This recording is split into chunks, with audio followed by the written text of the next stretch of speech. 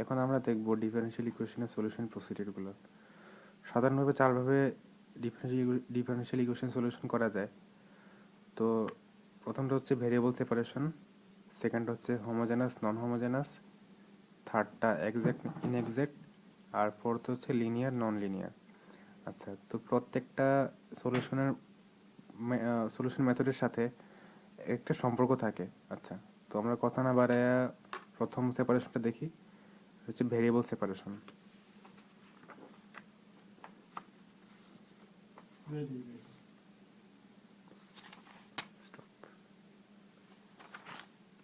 ওকে,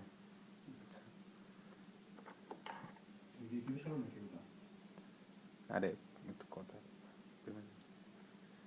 ওকে, তো আমরা এখন দেখব ভেরিয়েবল সেপারেশন। তো আমরা ফার্স্টে এর জন্য basic first order first degree differential ইকুয়েশনটা আমরা লিখি M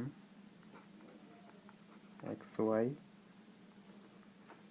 dx plus M X Y DY equal to 0। এটা হচ্ছে আমাদের ফার্স্ট অর্ডার এবং ফার্স্ট ডিগ্রি ডিফারেনশিয়াল ইকুয়েশন। আচ্ছা, তো এটাকে আমরা এভাবে লিখতে পারি f1x g2y dx প্লাস হচ্ছে f2x g1y dy equal to 0। আচ্ছা, তো এখন আমরা এই ইকুয়েশনটাকে 1 নম্বর দিই। এখন এই 1 নম্বর ইকুয়েশনকে যদি আমরা একটা ফ্যাক্টর দ্বারা দুই পাশে গুণ করি, তাহলে আমাদের ভেরিয়েবলগুলো সেপারেশন হয়ে যাবে। আচ্ছা, তো ফ্যাক্টরটা হচ্ছে integrating factor. Integrating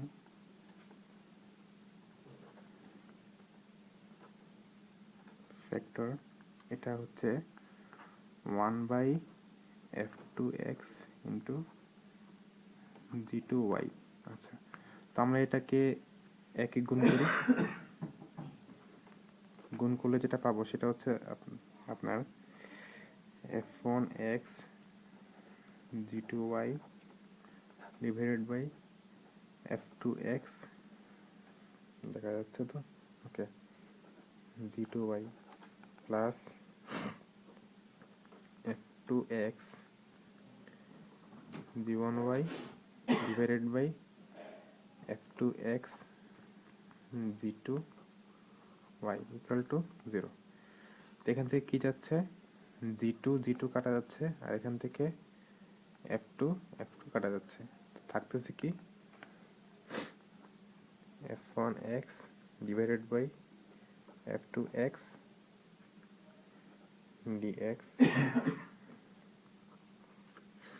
plus g1y g2y dy equal to 0।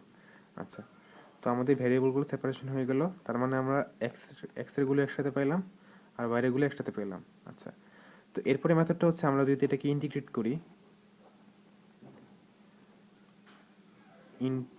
করি তাহলেই আমরা আমাদের ডিজায়ার্ড সলিউশনটা পাবো।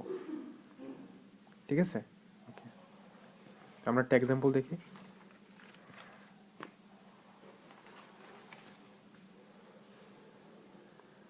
এখানে আমাদের একটা এক্সাম্পল আছে x y square plus 1 dx y x square plus 1 dy equal to 0।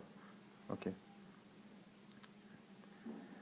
তো আমরা এখন এটার ইন্টিগ্রেটিং ফ্যাক্টরটা আমরা দেখব। তো এটার ইন্টিগ্রেটিং ফ্যাক্টরটা কত, সাধারণত কি দেখছিলাম f2x g2y, এখানে f2x কত, এটা হচ্ছে f1x g2y, আর এটা হচ্ছে f2x g1y।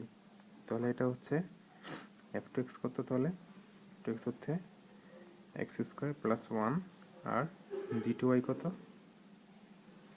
ঠিক আছে, f এটা হচ্ছে g1y f2x, ওকে f2x আর g2y হচ্ছে y স্কোয়ার প্লাস 1। ওকে, আমরা এটাকে তাহলে এক দিই, একের দুই পাশে আমরা এটা দ্বারা আমরা গুণ করব।